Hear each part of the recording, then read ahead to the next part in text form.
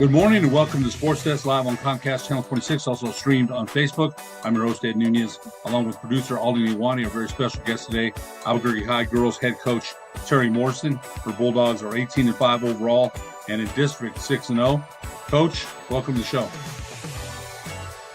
Thank you. Very glad to be here. I love New Mexico basketball and getting to share all of this good stuff with you guys. It's just icing on the cake right now for our season. Well, you know, you've been, I think it's your third year there. Is it your second or third? Second. Yeah, it's my second year. You took over for Janae Campos a couple of years ago. And, you know, the Bulldogs, a big game against they're all big games. You know, they're all big games.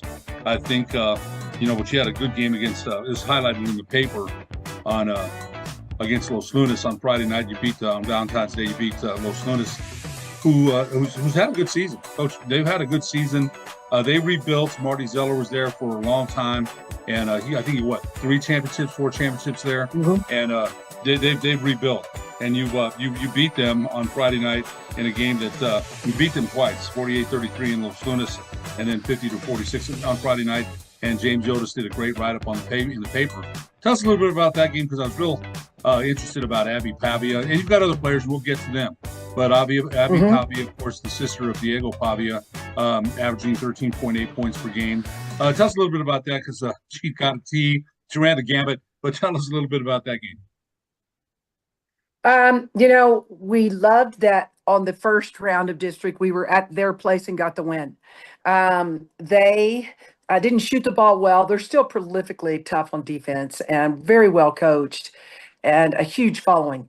So when you go in there, it's a battle. And we walked out that first game feeling really good about what we did and how we scored the ball. And then, as teams do, they continue to improve and work on the areas that they were deficit in. And so they opened up with a much better interior game in the second round of district. And it was a battle from the jump ball to the end of the game. We luckily were able to make some good adjustments. We were able to get the biggest thing when you play Los Lunas, and they're known for, is their press. They just get after you from the beginning, the tip, to the last part of the game, and that's where if I'm going to throw in Abby, our point guard, as well as some of our other guards, really stepped up. But Abby breaks the press really well. That was the key in the first, and they came out of their press pretty quick in that second game and just picked us up half court and made us make better decisions instead of throwing over the top. You know, I always believe you can get past the press and get layups. That's what you want to do. And they backed it up, and it was a battle from that point on. And yeah, you know, she's young. She's playing eighth grade, or she's an eighth grade student playing at the highest level of big basketball. So it's a growing process, but the one thing you can't coach, and I think that's comes from, you know, being around 3 older brothers that were super competitive. She's not going to get a break anytime, anywhere. Probably since the time she could walk, they were teaching her how to be a competitor. So that's what she brings to the floor. You mentioned the technical. Yeah, we're working on that emotional outburst. I think this landscape of high school basketball changes a little bit because they play so much outside of our season.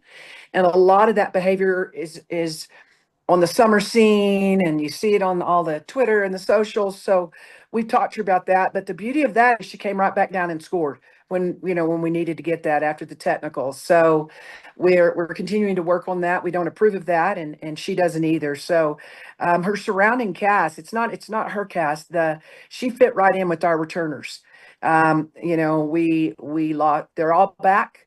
We've got some kids that play volleyball that step over and play basketball. I've got some kids that have been on varsity for basically, this is starting their third year, that got to play with the Gatorade Player of the Year. But we know we had unfinished business. The last 3 seasons, they've been a 9 seed and not gotten past that first round. So we're really hoping to be a host and to continue. And that win meant that win put us in a driver's seat. We've got to win one of the 2 next games that we play this week, and we're hoping to do that. So, you know, we're lucky to have a great player like that move in, but we had great players before. So she just added that piece of the puzzle that we needed. Well, you got games against, you'd won 11 in a row before losing to La Cueva on Saturday, 46-42. Yep. But I think your resume says you should host, you know, and with the criteria, we're aware of all that. But I think, you know, and it's complicated sometimes. Tiebreakers, strength of schedule, things like that. The NMA does a great job. You know, I'm not going to sit here and and an armchair quarterback on what they do. I'm not going to do that. But I think your resume says you should host it. You look at the strength of schedule and the wins and the quality wins. So I think you're in the driver. You mentioned that you feel pretty good about where you're at. As far as what you've done there in your second year here. I gotta ask you this. You mentioned, and we'll get to your other players, but when you mentioned Abby Pavia, and she said this in the paper, she wanted the ball in her hands. She wanted, so that's an eighth grader. And back in the day, eighth graders weren't even thought of playing varsity. And there's a few in town that are playing. But you mentioned her having those brothers, and they're not going to give her a break. They're not. They're going to knock her on her behind, right? They're going to do that. And she's got to be tough, man. Because people see an eighth grader, they're like, gosh, why is this girl taking away my job? But there's none of that on your team. There's no way. They've already seen what she can do. I'm just amazed that that the young lady at that age is making such an impact on your team. But you got it. It's a team. We say that team, but Yeah, big she's team. making quite the impact. She really is. You know what I think with any athlete in that situation, youth, trying to fight for spots, trying to get to postseason, the hours that you put in will play into practice. It's, you're going to play how you practice.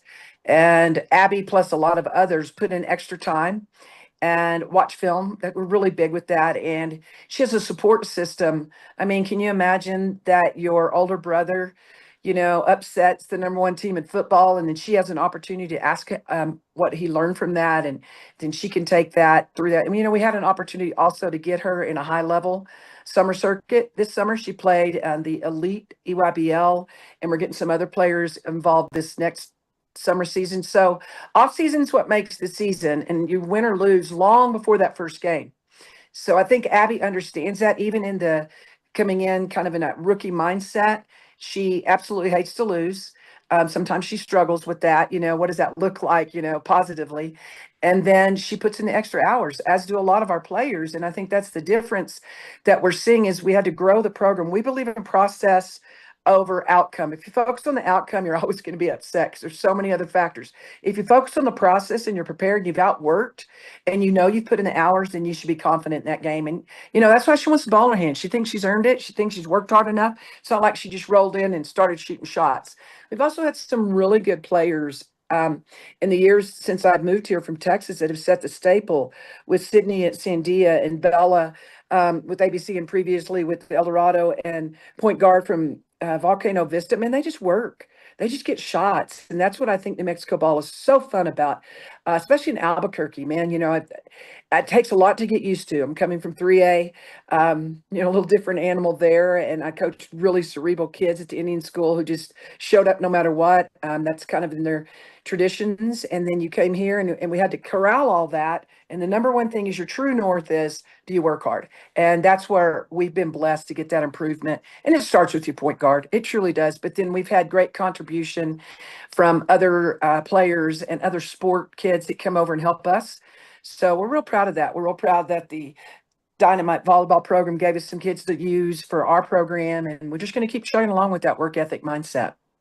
Yeah, you mentioned Ava Ashley and Kaylin Ashley are part of those two And Sarah, volleyball players, and Coach Ashley, Monica Ashley, does yeah, such a great job with the program. And Charles Ashley, a very, very good friend of mine, a good man. Overall record, I want to go back. You mentioned Texas, and your overall record 754 and 306, and that's very impressive. Started out at Poteet High School in Mesquite, Texas, Royce City High School, Royce City, Texas.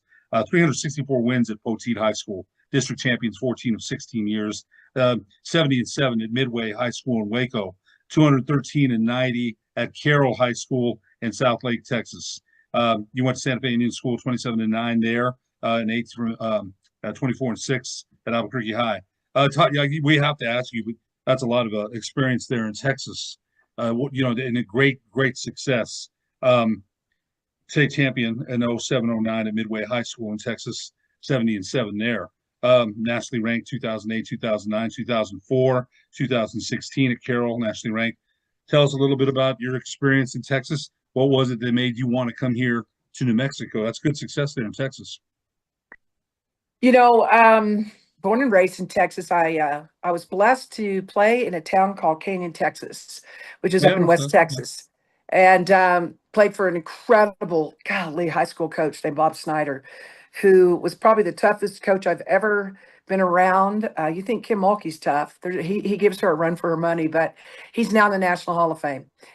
He coached me through middle school, high school, and I was lucky to grow up around people that were brilliant at the game before the big implosion of women's basketball. So I have worked in Texas. I worked Pat Summitt's camps. I worked Mulkey's camps. I worked Jody Conrad, worked Gary Blair. And then from there, it just sort of landed that I was able to be at every job I was at, I had great players and I had great staff. So that has a lot to do with it. If any coach tells you, if they walk in a room and say they did it themselves, we need to check them on that, because without great staff and players, you can't. So Texas is a great place to work at great gyms, lots of them. On every corner, there's a new gym being built in 4 high schools, and super competitive, but it's about numbers. There's so many different districts. I mean, you're looking at 32 districts with 8 teams in them. So our 5A has like 27 teams, and all the 5As, you're going to have thousands in Texas. So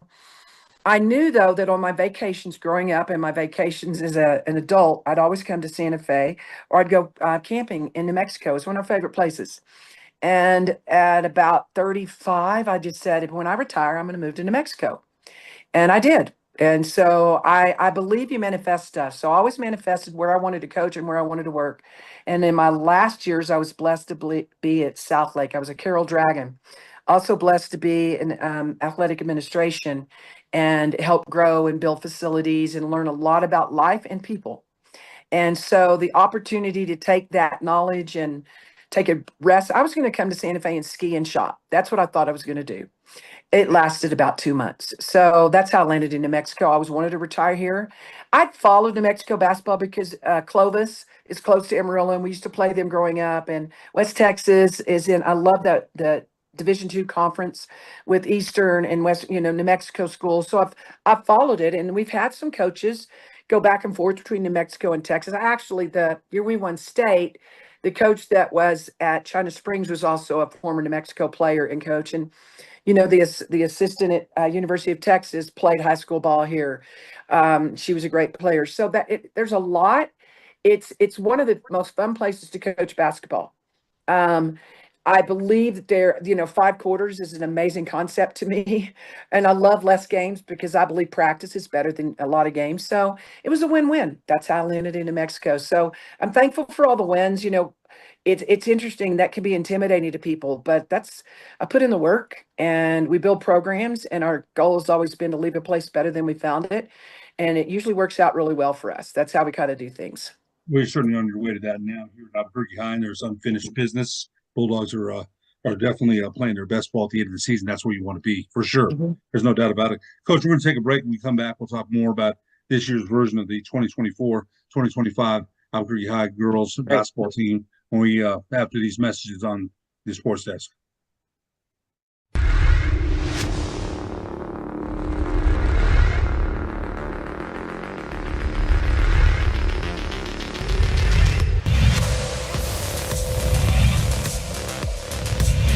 Now puts it out. Jack forces the turnover. Here comes Deja Jack streaking across.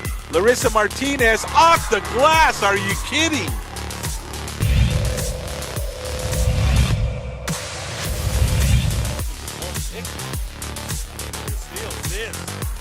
Montoya drives to the basket.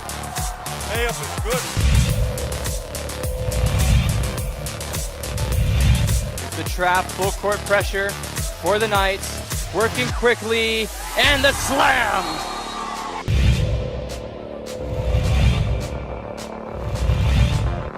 Williams over to Martinez. Martinez to Weinrich. Oh, nice move. He dunks it.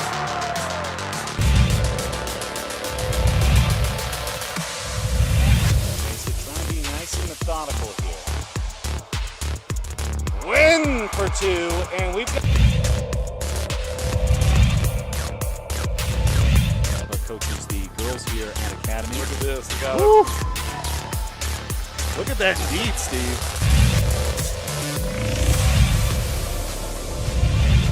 steps in for adjustments here in the second half. Gets it over to Christopher Williams.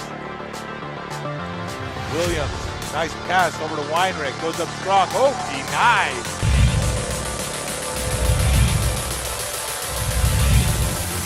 They got a Second block for Howell. Here come the Matador.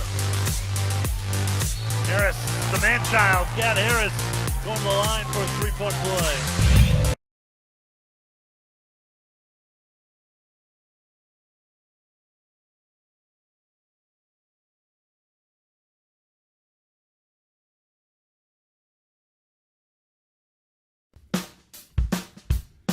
Well, I'm going to the frontier, walk up to the cashier, order up a root beer and a number one. Cover it with green stuff, one scoop is not enough. Find a booth is real tough, back by the Duke. Meet my family, meet my friends in the quirkiest restaurant I have ever been. All of Albuquerque's favorite spot, it's the Frontier Restaurant. The Frontier Restaurant is a proud supporter of ProView Networks. A burglary takes place in the United States approximately every 15 seconds. International Protective Service is your answer for commercial and residential security in all of Albuquerque. IPS will work with your monitoring company for fast, reliable response times. You can rest easy knowing you, your family, or your company is watched over by International Protective Service. Call International Protective Service today.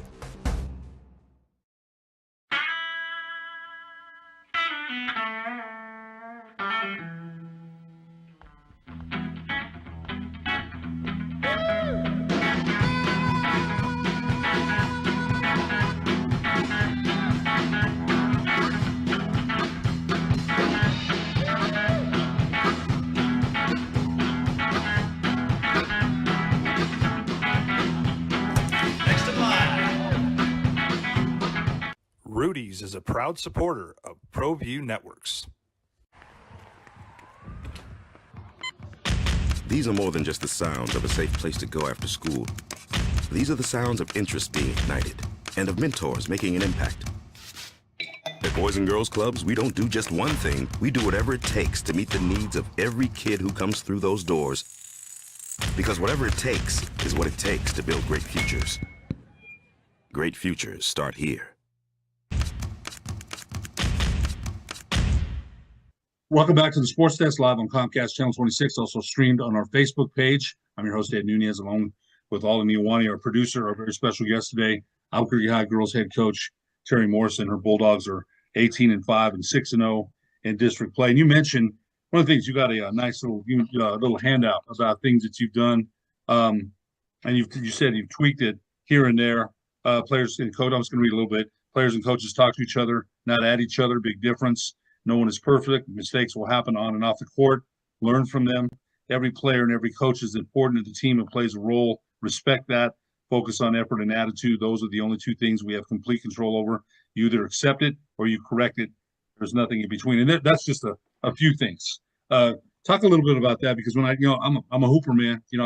I always think I see so many games during the course of the year. I told you I cover Western. I was just out there last week, covered games here in town. But your philosophy, it came from, you said, some of the coaches you learned from. Talk a little bit about that. Well, I was blessed in my experience of growing up in high school to work with some unbelievable high school coaches who are now both in the Women's Basketball Hall of Fame. Bob Snyder and a guy named Dean Weiss, who played again. They were at Levelland. He was at Kenya. He also coached at West Texas in all those years. The women winning national championships, and his son is now the head coach at University of Kansas Women. I mean, there's so many people. Nancy Walling played at Texas. She was on my team. So there's a lot of connections from West Texas. Marsha Sharp, who's at Texas Tech, Jody Conrad, who was at University of Texas for many years, and then Kim Mulkey, who was an assistant at Louisiana Tech. And then wound up at Baylor. And I remember I was sitting there at Roy City. I was the AD and a basketball coach at a new school. We're trying to build it from the ground up. And I got a call from her, and she said, I need you to come to Waco and coach my baby. And I thought, oh, Oh, well, and you know, it's probably a great decision.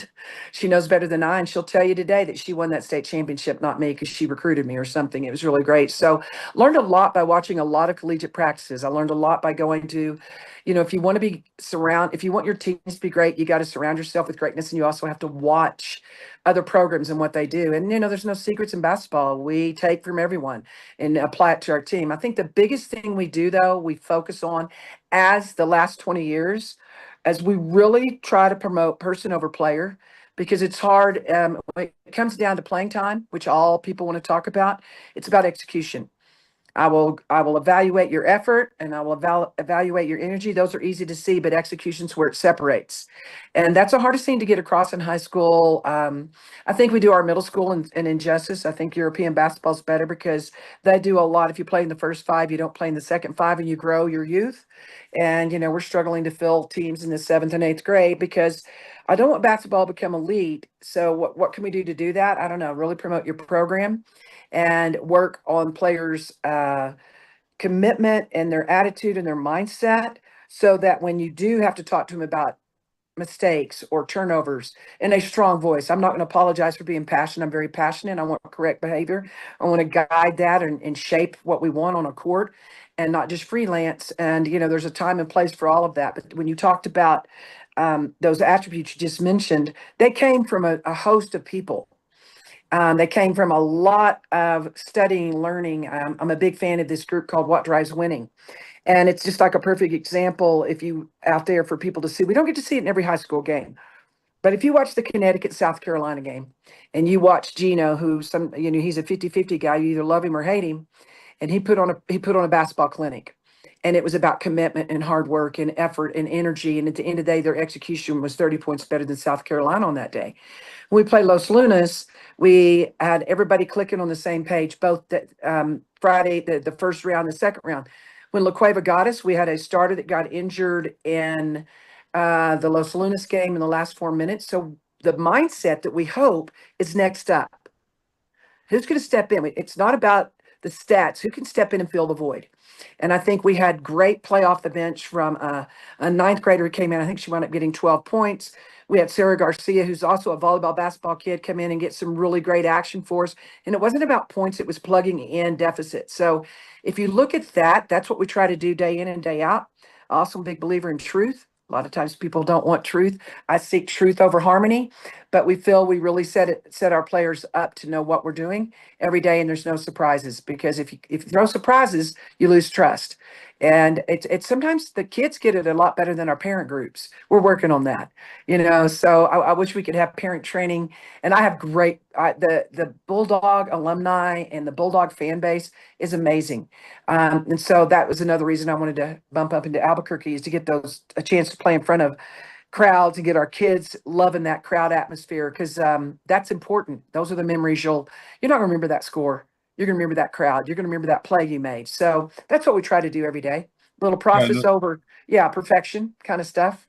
You know, you also played in some. We'll get to that in a minute. But you played some in front of some big crowds at Santa Fe Indian School, and that they're known for their fan base. A great facility. Great place. They're really known for their support of their fan base there. So you came from one and came to another. Let's talk about your Bulldogs, who were 18-5 and 6-0 in district with games against West Mesa, Rio Grande, and West Mesa remaining. We mentioned Abby Pavia, 13.8 points per game, 4.6 rebounds for an eighth grader. That's pretty darn good. 2.2 assists. Zaya Hawley, 7.5 points per game, 2.5 rebounds, 2.2 assists per game. Layla Bolden, 14.2 points per game, 4.1 rebounds, 1.8 assists. Mila Lee, is it Mila? Malia Lee, 4 points per game, 3.9 rebounds. Kaylin Ashley, the aforementioned Kaylin Ashley, 5 points, 6.4 rebounds. That's getting some glass, man. To me, that's getting some rebounds. Your team has hit 86 threes on the season. Talk a little bit about your other roster players that we mentioned, Abby Pavia in the first half, but talk a little bit about the rest of the players you have on your team. I want to go with the crew that's kind of been there from the beginning. The reason I actually wanted to come to Albuquerque was to get to work with Kaylin and Malia and Layla, who were playing on, especially Malia and Layla. They've been on that team since ninth graders, the varsity level. Layla is a terrific two guard, but she can play off the positions. I think her biggest strength, and she will laugh at this, is her defense. Although she's our leading scorer, we really took a hit against La Cueva defensively because Dyer is such an amazing player. Layla matched up with her. We didn't have her on Saturday, but next up mentality, and so that's where Layla Gonzalez, who you're probably not going to see a whole lot of points. She stepped up and did some things defensively. She played tough. Sometimes youth is a blessing because they don't know any better. And that's not meant that they're not smart. They just go in and don't have all that other games on their body. They just go in and play. They don't know yet how serious it is. And then, That's true. yeah, you've got our interior. We've asked Malia she's our journey woman. We ask her to do so much, and I rely on her. She gets the most minutes of our team. She can rebound. She can defend.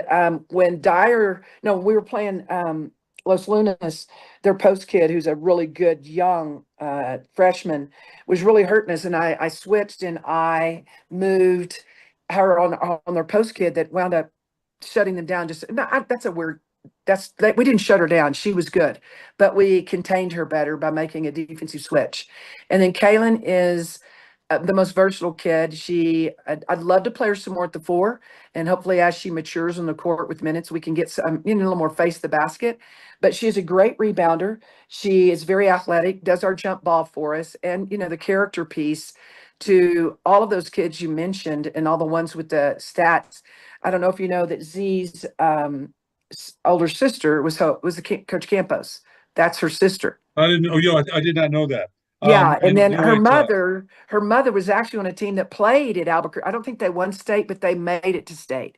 I've been told no one's ever been, and I was corrected. And so it's fun to see that whole crew come in and support the Bulldogs. And Z is our secret weapon, great 3-point shooter, sneaky on defense. So we have so many tools and weapons that we can get into our bag a lot and bring out different looks. And I think that's why our success is so good. What's funny is parents and the public and newspaper writers, they all look at stats. And, in reality, offense is about 3 minutes of the time a ball touches a kid's hand. In a 32-minute game, we really want to know, what are you doing with the other 29 minutes? If you break down every second that a ball touches, it's not that much. Although, shoot, my kid doesn't touch, whatever. If you look at it, we really want to emphasize, we call them Gretzky's, the assist to the assist, the hockey assist, right? We call, deflections, stand them up defense. Where's help side rotation? Are you high-fiving? Are you sharing? And that's a little bit of why we've got, you look at Layla and Abby as, double figures. I think some teams we could probably restrict the ball more and less score by balance. I would like to have one more kid up about 8 or 9, and that could come from Z. It could come from Kaylin. It can come from Leah. It can come from Sarah. We've got quite a good combination there. We got about a minute left, Coach, and your Bulldogs. You mentioned 18-5 and 6-0 in district. I think you mentioned you wanted to play a home game. I think you've earned that in seating and selection show a couple of weeks down the line. What are the Bulldogs? You tell everybody. No, I agree. I'm agreeing with you. I'm agreeing with you. What do the Bulldogs have to do? You got Hobbs and Sandia on top, and those are some, La Cueva, Rio Rancho. You lost to them earlier this year. We're split. We're split with Rio. We won one. They beat them once. Yeah. So what does Albuquerque have to do to get that home? I think you probably will get that, but advance further than that. You mentioned that's a goal. What do they have to do? We have to play our ball. We have to be Albuquerque Bulldogs. We can't be anybody else. We've got to play great defense. We've got to protect the ball. We got to rebound. I think everybody has to do that. But the one thing we have to do is own our court and act like we've been here before. And that's where the hard work comes in. Albuquerque High girls head basketball coach Teri Morrison. We thank you so much for being our guest, and we wish you the best of luck in the remaining 2 games of the season and into the state tournament. Thank you. You bet. For producer Alden Iwani, I'm Ed Nunez. We'll see you next week on the Sports Desk.